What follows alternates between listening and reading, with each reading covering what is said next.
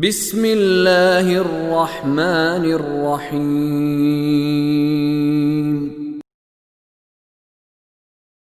قل يا عباد الذين آمنوا اتقوا ربكم للذين أحسنوا في هذه الدنيا حسنة وأرض الله واسعة إنما يوفى الصابرون أجرهم بغير حساب۔ اے رسول کہہ دیجئے، اے میرے بندو جو ایمان لائے ہو، اتقوا ربکم، اپنے رب سے، اس کے گناہوں سے بچو، تقوی اختیار کرو۔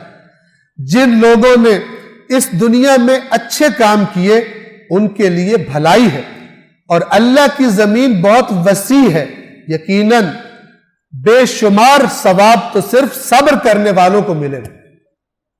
انما کا لفظ صرف یوفی الصابرون اجرہم بغیر حساب، اللہ بغیر حساب کے اجر تو صبر والوں کو دے گا۔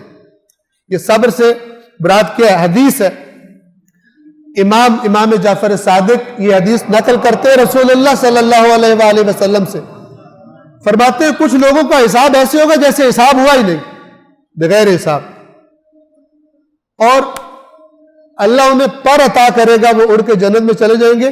فرشتے ان سے سوال کریں گے تم نے کیا کیا کہ اس طرح تم آ گئے ہو؟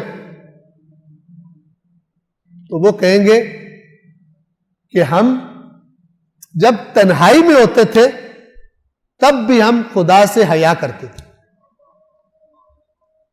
جب اکیلے ہوتے تھے ہم، کوئی نہیں ہوتا تھا، تب بھی ہم اگر خرابی کا خیال آتا تھا تو اللہ سے حیا کر لیتے تھے، رک جاتے تھے۔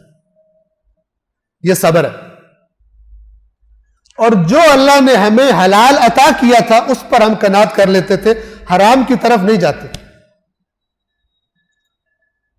اللہ نے ہمیں اس طرح ہمارا حساب کیا گویا حساب ہی نہیں کیا اور ہمیں بھیج دیا۔ اور قرآن کی آیت ہے، فرشتے ان سے کہیں گے سلام علیکم بما صبرتم، تم پر سلام ہے اللہ کی طرف سے جو تم نے صبر کیا تھا اس کی وجہ سے، دنیا میں تم نے صبر کیا۔ اور کاظمین میں وہاں روزے کے دروازے پر یہ آیت ایک بڑی کر کے لکھی ہوئی ہے، سلام علیکم بما صبرتم، چونکہ ان صابروں کے سردار وہی ہے۔ کتنا صبر کیا ائمہ نے، امام کاظم علیہ السلام کتنا قید میں رہے،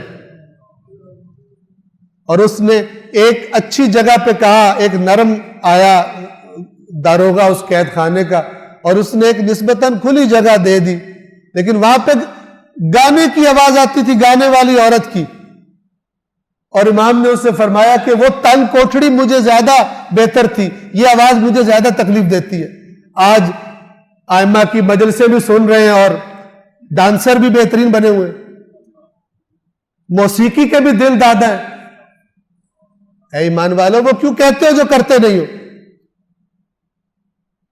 سیدھی سیدھی بات تو یہ ہے، سیدھی بات تو یہ ہے۔ پھر آپ کہیں کہ جو انہوں نے باتیں بتائی ہیں وہ تو نہیں کرنی، اس کے بغیر تو ہمارا گزارا نہیں، اس کی تو ہمیں ایڈکشن ہو گئی ہے، اس کے بغیر تو ہم زندہ نہیں رہ سکتے۔ تو پھر وہ خود فرماتے ہیں کہ جب ہماری باتیں تمہیں یہاں نہیں ہلا سکتی تو وہاں کیا کام آئیں گی؟ جب ہماری باتوں کا ہمارا یہاں تم پر اثر نہیں ہے تو وہاں ہمارے ساتھ رشتہ نہیں ہو تو وہاں رشتہ کیا ہوگا؟ اور صرف نعروں سے رشتہ نہیں ہوتا، قرآن نے کہا کہ ابلیس بھی اللہ کو مانتا تھا، اللہ کی بات نہیں مانی، مردود ہو گیا وہاں سے۔ لہذا عقل مند وہ ہے کہ جو آیات خدا کو سنے اور استغفار کرے۔ آپ نے کل سنا تھا کہ وَظَنَّ دَاوُودُ أَنَّمَا فَتَنَّهُ فَاسْتَغْفَرَ رَبَّهُ وَخَرَّ رَاكِعًا وَأَنَابَ، حالانکہ انہوں نے کوئی وہ چیز نہیں کی تھی جو گناہ ہوتا ہے اللہ کی نافرمانی والا، لیکن ان کو یہ ہوا کہ خدا نے میری آزمائش کی تھی، میں نے ذرا جلدی وہ رائے دے دی اپنی، اس سے وہ دڑام سے گر پڑے اللہ کی بارگاہ میں اور معافیا مانگنے لگے۔ یہ کس سے سنائے جا رہے ہیں اللہ تعالیٰ کی، کس سے سنا رہا ہے کہ یہ کس سے سنو اور پھر اس کے بعد کہو مجھے بڑا ثواب مل گیا اور جا کے آرام سے وہی روٹین جاری رکھو جو پہلے کر رہے۔ ہرگز ایسا نہیں، ہرگز ایسا نہیں۔ اسی قرآن پر مبنی، اسی کے قوانین پر مبنی قیامت کے دن فیصلے کیے جائیں گے۔ جو اس کے علاوہ بات کرتا ہے وہ جھوٹا ہے، کذاب ہے۔ اللہ کے رسول نے فرمایا میں قرآن دے کے جا رہا ہوں، اہل بیت دے کے جا رہا ہوں، اور اللہ کی زمین بہت وسیع ہے، یقیناً بے حساب ثواب تو صرف صبر کرنے والوں ہی کو ملے گا۔ یہ اللہ کی زمین وسیع ہے کیوں فرمایا گیا؟ یہ ہجرت کی طرف تیاری کروائی جا رہی ہے، کیونکہ مکہ کی زمین گویا تنگ ہوتی جا رہی ہے، اب ان سے کہا جا رہا ہے کہ تم آہستہ آہستہ تیاری کرو، اللہ کی زمین بہت وسیع ہے، چلے جاؤ گے، اور یہ سارا کچھ چھوڑ کے پھر اللہ کے راستے میں اور رسول اللہ کی محبت میں مکہ چھوڑ کر بہت سارے لوگ مدینہ چلے گئے۔ قرآن کی بہت ساری آیات ان کے بارے میں ہیں۔